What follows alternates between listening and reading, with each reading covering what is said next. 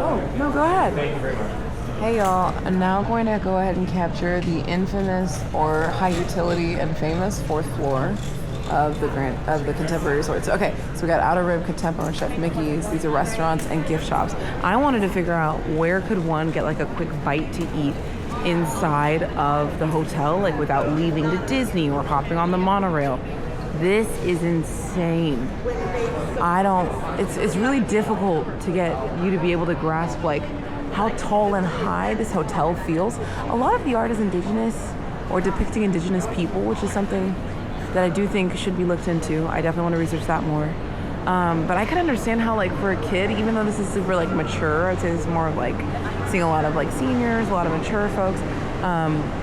This could still feel really cute and fun for a kid. Like, you know what I mean? It doesn't feel like it's over. Taking a look at kind of, like, prices and options for eating, it's actually not so asinine as you might think for, like, a hotel cafe. You can get a little soup for $4. Little snicky snack, and there's actually no in-room dining, which was a shock to me, but it's probably just because of how accessible and open this market and cafe is. So again, really, really beautiful surroundings.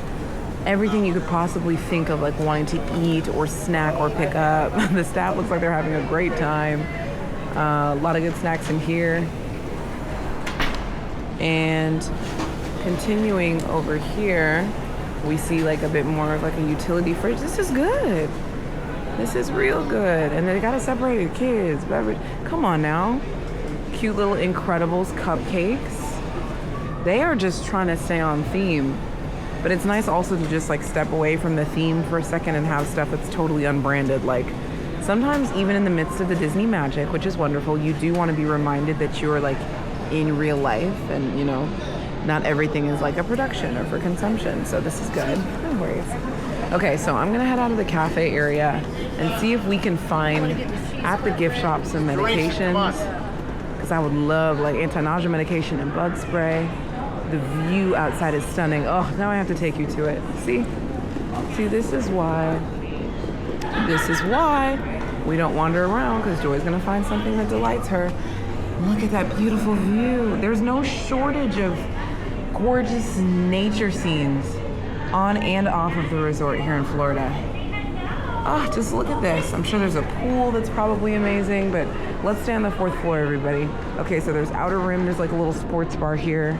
Get some wine, unwind. That is so nice. And now I'm gonna do a sweep and I'm gonna end in the gift shop, because I do believe the gift shop is where I'm gonna find what I need in terms of medication and stuff. So I heard there was an arcade, and it seems that is very, very real. There's also a monorail boarding station, so you can head straight into the parks from the fourth floor. And this is Fantasia, which looks like a Disney gift shop. Super intricate, a lot of small things, a lot of big things. Here's the arcade. I'm gonna take the quickest sweep into the arcade so you can see. That is nuts. Okay, it's an arcade in every sense of the word, in the traditional sense. Okay, so now we're moving into the Fantasia shop, and then I want to exit out towards the gift shop so that we can really understand what it is that we have here. So the wintry, holiday-ish section is here, still available, still accessible in the middle of the summer. This actually might be the best time to buy ornaments. I don't know. Somebody tell me. Life is a Highway is playing. Come on, Rascal Flatts. Disney's getting cuter and cuter with the bags, y'all. Like, they're getting hard to ignore. It's a very dangerous place to be. Okay, so it's so interesting how they kind of recognized that people were building lanyard pin sets, and then they decided to just like deliberately create and sell those in a bunched way. I used to love Disney pins. I think I probably collected about 10 before I had to stop because I realized there was no end. This is like an example of some experiments that you can get from Lilo and Stitch for a total of 40 with the lanyard. So this is kind of nice because it like starts you off without you having to think about it. See how big this wall is. You are in an information overload era with pins, but it's delightful. Hi, Risa. Over here on the, over here, pins just keep exploding. We got Soul, we got Mickey and Friends, we got Chip and Dale.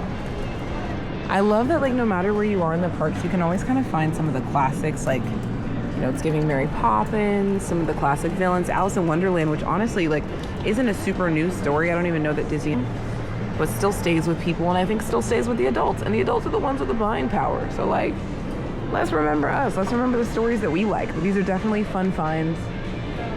They get a little bit more theme park oriented as you keep going. Marvel. I mean, this is like the ultimate toy store.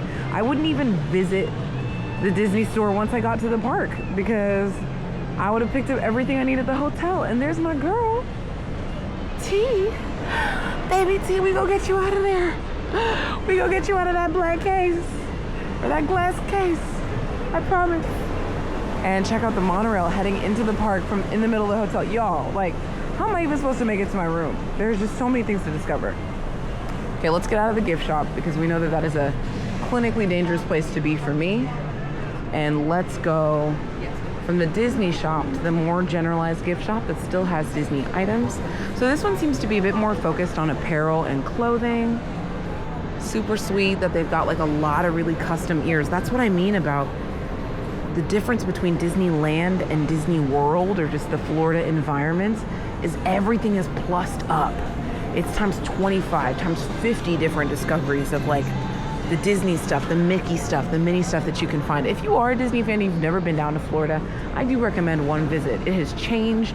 It has expanded so much since the maybe decade that I visited when I was a kid. I'm noticing Stitch stuff everywhere, which tells me he's having a revolution, which I really, really like. I like that Stitch is coming back for everybody. The Pride collection is out and loud and rainbow. And from here, hopefully, I can track down some very normal medication. Oh, the lounge flies. Y'all, the lounge flies are still in effect. They are just easily recognizable. We have some really cute scenes of like Mr. Fredricksen.